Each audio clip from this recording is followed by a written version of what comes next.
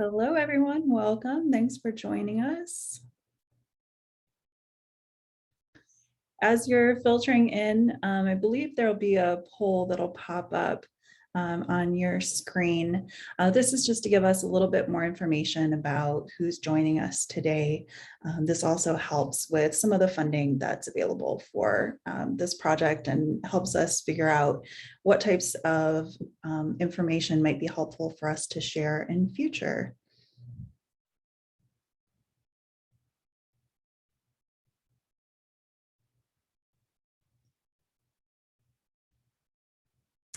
I'll just give it like one more minute as everybody's kind of filing in and getting our poll filled out.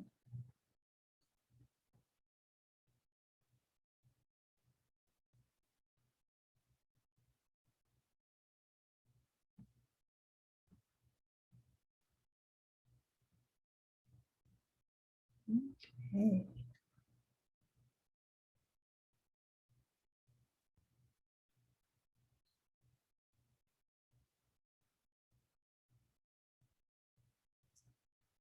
Well, thank you all again for joining us for today's Lunch with Life course presentation.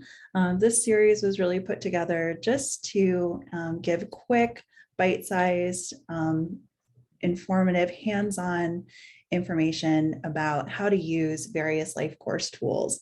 This week, we're going to be talking about doing step-by-step with the integrated support star. And I'll be presenting today. I'm Jenna Allen. I work at Ocali in the Lifespan Transition Center as a transition to adulthood consultant. And I'm also proud to be a Charting the Life Course ambassador. And as we go through today's presentation, if you have questions, feel free to drop those in the chat as we go along. I will try to monitor those as I'm presenting, but if I don't get back to you in real time, we will have some time at the end for live questions. And then also I'll try to get to any chat questions that I wasn't able to get to during the presentation as well. So just wanted to say a couple of words about the Charting Life course framework. It was developed for and by people with disabilities and their families. And it's part of a national community of practice hosted by the National Association of State Directors of Developmental Disability Services and the University of Missouri Institute for Human Development.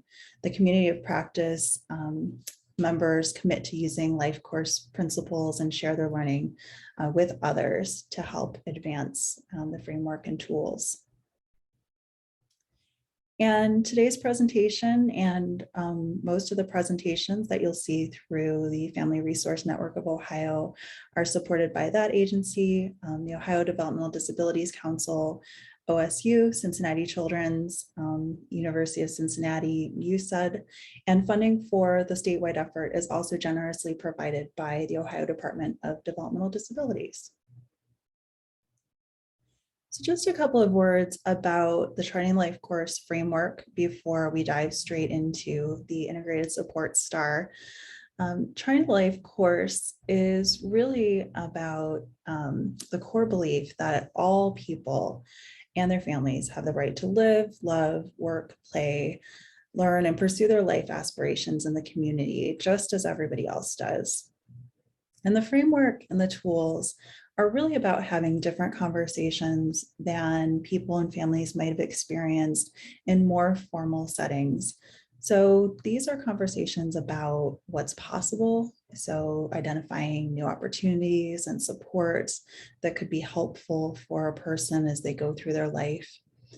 These are conversations that are had as an individual, but also with a family and a team. And as I say family throughout today's presentation, I want you to really think about that broadly too. It's just a catch-all term for any type of relationship that a person considers significant and important in their life. So it's not just the family that you were born with or married into or adopted into, but also those people around us who love and support us and who we love and support. We're also having conversations that reflect on past experiences and what's already been tried to help inform next steps. It's really important to know where a person's coming from to help us guide a conversation about where we're going. And these are conversations about possibility, not just disability.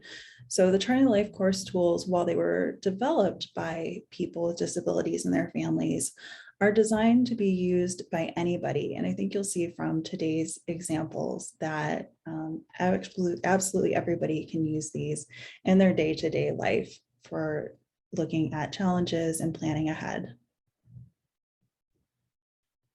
You should have received a handout with today's presentation. There's a tip sheet as well as 2 versions of the STAR, but you can also get these tools on the Charting the Life course website. You'll see the website at the bottom of most of the slides in today's presentation. It's lifecoursetools.com. And when you go there, you can find the tools in the Life Course library. They're under foundational tools, and you'll see that there are person-centered versions of the tools and family perspective versions of the tools. So we'll start with person-centered. When you click on that page and scroll down just a little bit down the page, you'll see links to all of the person-centered Life Course tools, and the integrated support star is in that first row with a button to download. And then going back to the foundational tools and using the family perspective link, you'll find the family perspective tools in a similar place on this page. And the reason why we have 2 different versions of these tools is that we want to value and respect the viewpoints of people themselves and the people who are important to them, their families. But we do want to gather those viewpoints and those ideas separately rather than just mixing them all together. So it's important for each person or a family to have their own space to write down their ideas, to make clear whose ideas we're looking at if we're sharing those out later, and who those perspectives are coming from.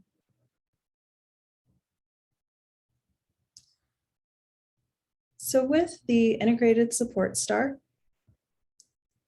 we primarily would be using this tool for exploring options or problem solving or planning. And we do that by looking at 5 different elements. And it starts with a person's own personal strengths and assets.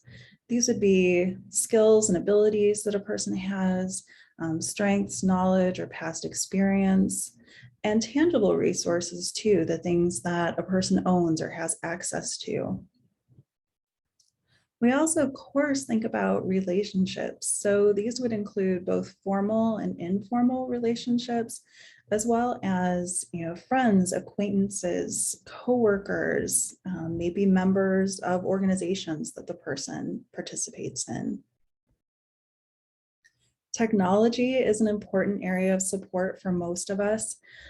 This would include the personal consumer electronics, things like tablets, phones, computers that most of us use every day, as well as specialized equipment or software. Don't call us no more today. Or environmental assistive or adaptive technology that might be a little bit more specific to a person's needs or disability.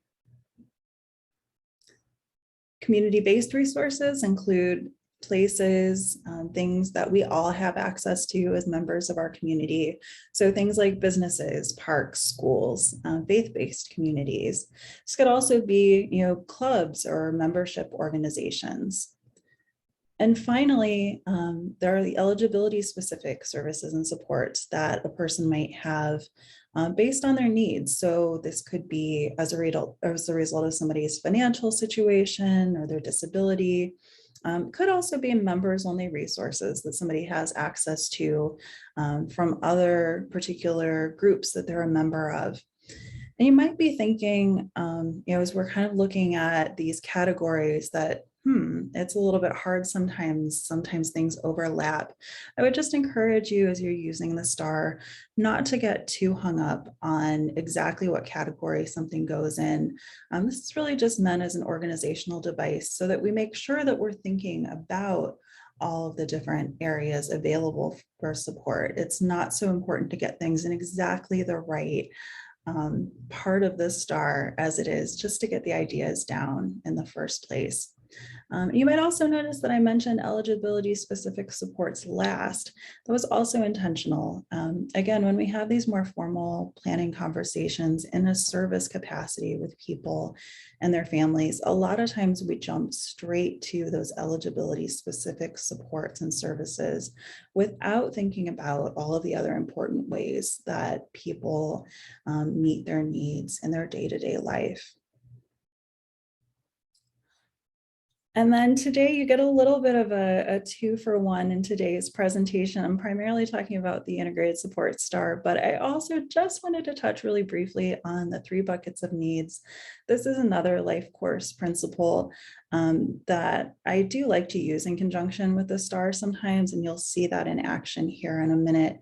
But just to lightly touch on the 3 buckets of needs, this is a way of looking at the resources that we all use in this way of considering that we need different types of supports and resources to help us.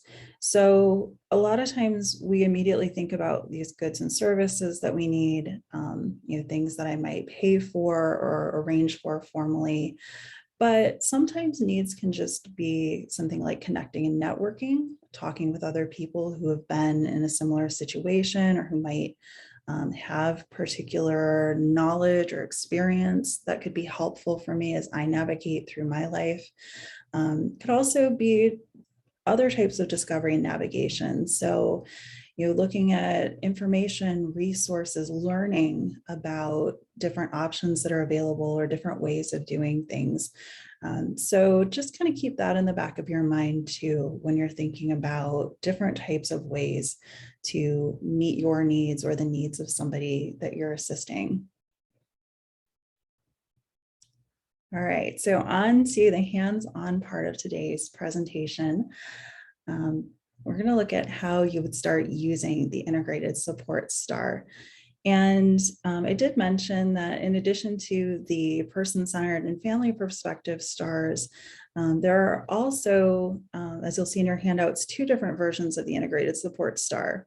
There's a simplified version that just has these 5 elements. And then there's also this split star version that I'm going to use for today's example that organizes ideas between things that are happening now. You could also include things that happened in the past in that now column if that's useful to you. And then things that you might like to explore for the future. So the way that you would start with the integrated support star is starting with usually a problem or a question that you're seeking to explore, to communicate about. So I chose something pretty straightforward for today's presentation. This is a real life experience from my life this past fall, whereby my husband's car kept breaking down and it needed a series of fairly expensive repairs. And that kind of got us thinking about, all right, what do we want to do about this in the future and in more of a long-term kind of way? So we started looking at the star and we used the now sections to list current resources and approaches that we were using. So in this case, one of the great things my husband has going for him is that he's pretty mechanically inclined and adept. He can often fix the car himself. He uses technology, he uses message boards and blogs to get repair advice and talk with other people who are knowledgeable about cars. You can buy parts online. In terms of relationships, he has a dad and brother who are also pretty handy and they can sometimes help him out with repairs. And he can also borrow my car. Our work situation changed a couple of years ago and we don't have overlapping needs as much as we used to. So that's a resource that's available for him now. We live in a city, so he can access the bus and use Lyft for some trips when his car is out of commission. So these are just sort of, some of those initial approaches that we looked at in terms of, all right, here's where we're at now. So the next thing that we did, and that you would probably do if you were diagramming a current situation for yourself, is using these future sections to list possible next steps or additional resources that you might want to explore. So we looked at, first and foremost, we needed to find a good mechanic. We didn't have a very good relationship with the current mechanic, and we did identify that no matter what we decided to do about this car, keep it, sell it, unless it was going to the junkyard, we had to do some repairs on it that John wasn't going to be able to do himself. We did, though, start exploring the feasibility of what if we do decide to sell this car? Do we necessarily need to replace it, or could we share a primary vehicle now that our schedules are really different? We also identified, maybe there's some areas that we should explore a little bit. John became self-employed 2 years ago, and he uses his car primarily for business purposes. So we knew about some small business resources, but realized we have some knowledge gaps there that might be helpful to fill in, to give us more information. Of course, if we do decide to sell the car, can use online resources to determine value, list the car for sale, and look for a new vehicle. And then with John's, mechanical wherewithal, he can look over a new car or a used car pretty thoroughly prior to purchasing and make sure that it's going to be the right fit and he's getting a good value out of it. And so you might notice as we're doing this, we're kind of jumping around different parts of the star. That's totally normal. There's no particular place on the star that you need to start or end. Just jot things down as they come to you. And in this case, I even did, kind of the now section first and the future second. You don't have to do it that way. If you have ideas as you're moving through it, just fill things in as they come to you. This is not a linear process. You might also notice that we had an empty spot in terms of things that we were currently using for eligibility specific resources.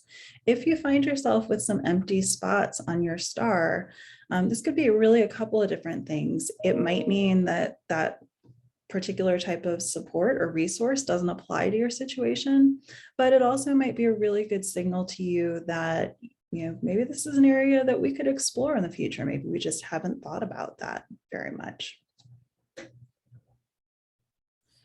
So the next steps that you might want to do with your integrated support star, and that we did when we were using this process ourselves, is you might want to organize some of your ideas for the future into some logical next steps or assign some priorities to some next steps. So in our case, we did identify we need to find that good mechanic. Again, we need to fix the car before we can do pretty much anything else with it. But while we're waiting for the car to get fixed, let's look into these potential resources that we haven't explored yet. And then after that, we kind of weren't sure what came next. And you'll probably find that if you use the star in this way for yourself, that's pretty typical. You might have to do a couple of things first before you know what comes next. Those first steps might also change things on your star. You might cross some things off that you'd previously considered. So it could help narrow down options. You might also add things. You might learn new things that you want to add. So this isn't a sit down and do this all at once kind of a tool. You can keep using this as your situation evolves. And then lastly, this is where those buckets of needs come in. I also like to think about what type of needs you're trying to meet, what type of resources are going to be really helpful as you're filling this out. So in our case, we recognize our need to find a good mechanic. Obviously, there's a good in service component to that. We need to hire somebody to provide this service for us. But we also recognize that we probably need to do some connecting and networking first. We hired our previous mechanic just based on a couple of reviews online out of the yellow pages. Maybe we should ask around to people that we actually know and get some more personal advice on who we should hire before we approach somebody. And since I'm doing this a little bit after we actually did this, I'll let you know, we did find somebody pretty good through that process. And then, for this self-employment resource kind of stuff, we identified, we have access to the information, to the resources that we would need to be able to learn more about that. That's just something that we need to do. So we don't necessarily even need to go outside our own home for that. That's something that we can just do together with the resources that we already have. So by putting some priority on these things, that kind of helps to develop your next steps. But then by figuring out what exactly is this need, that helps you figure out, is this something I can do myself? Is this something I need to ask other people for? And if I am asking other people, what am I asking them for? So you can be more concrete, and then a lot of times have a more successful level of engagement with other people. A few other tips as you're working with your star. Again, it's really designed to help organize and generate ideas.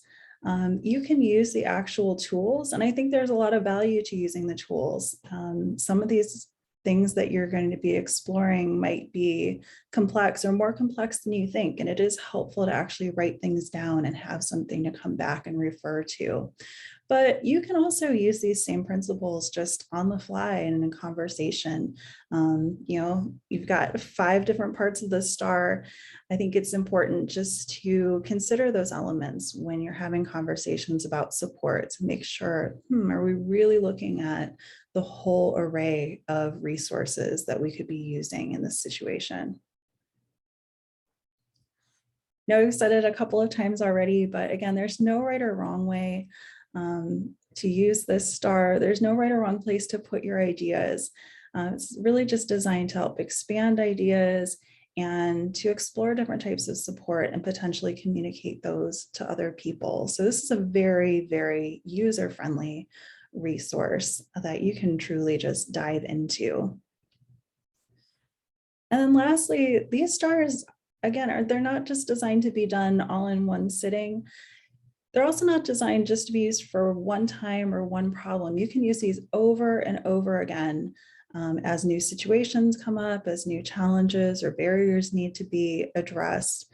And even once you've kind of completed a star, again, you can pull that resource back out and cross things off, add things in, keep track of where you're at, where your progress is, and just keep having that conversation with other people who might be able to help with supports for a meaningful life. So with that, I would like to open it up to questions. I see you may have a couple of things in the chat, which I've been terrible about keeping track of as I present, as I usually am. But please feel free if you'd like to drop any questions in the chat, or if you'd like to just unmute yourself and ask, I'd be happy to converse with you.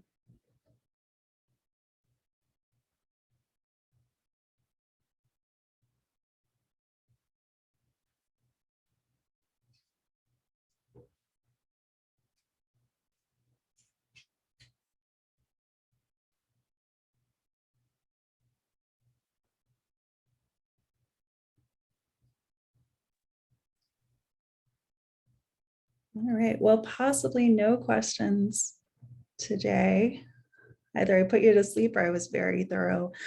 But again, you have my contact information in the slides and the handouts. So feel free to reach out to me at any time as you're potentially using these tools. I'd be happy to connect with you later as well.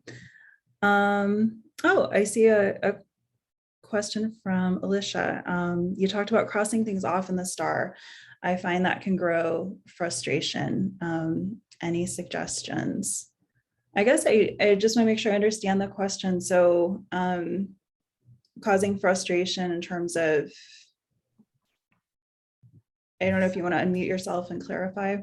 Sure. So I work the star with families in my district, and sometimes, well, I actually don't do it anymore, but we would, as we were thinking about things, I sometimes found that parents might go home, depending on the situation, with a star full of things crossed out. And I think that's what was frustrating for families and kind of grew that cynicism of nothing works. And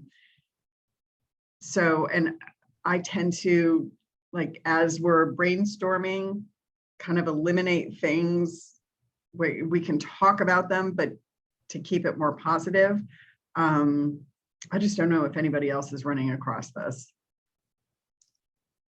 Yeah, that's a good point too. I mean, it's really going to vary person to person. So definitely with any of the suggestions that I've given today, if it's something that doesn't work for you or a particular family that you're working with, don't do it. I mean, this tool, the whole framework is really designed to be for people, families, and these belong to them. So it's most important that it's useful. So if they don't like to cross things off, I would say don't do it. For other people, I think, when I think about crossing things off, sometimes it can be useful. I've found in situations where people feel like, there's just so many choices. I need to help narrow things down to say, well, let's just look at these things right now. Or, like, well, I tried that. I didn't care for that. But I think if you are using it in that, I tried it, it didn't work out, we need to do something else, just making sure that it's not, kind of to your point, it's not just turning into we're just eliminating options exercise, but going forward and saying, okay, well, then what else? What do we learn from that? How can we use that information? What are some other options that we can go into? So I don't know if that's helpful at all.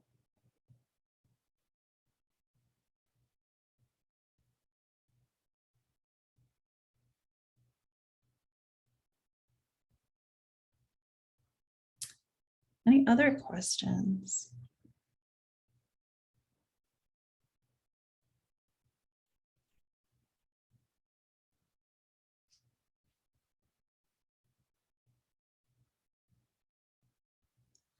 I will stay on just a couple more minutes through our 12:30 time, just in case anybody does have anything else or would like any additional input or to share anything. But I do just want to thank you again all for coming. I also want to thank our sponsors, Family Resource Network of Ohio, the Ohio Developmental Disabilities Council, and DODD. And as you exit, you will get a short survey. Please just take a moment to fill that out. That'll give us more information about this series, as well as other ways that we can guide our planning for future. So thank you all for spending your lunch with us today.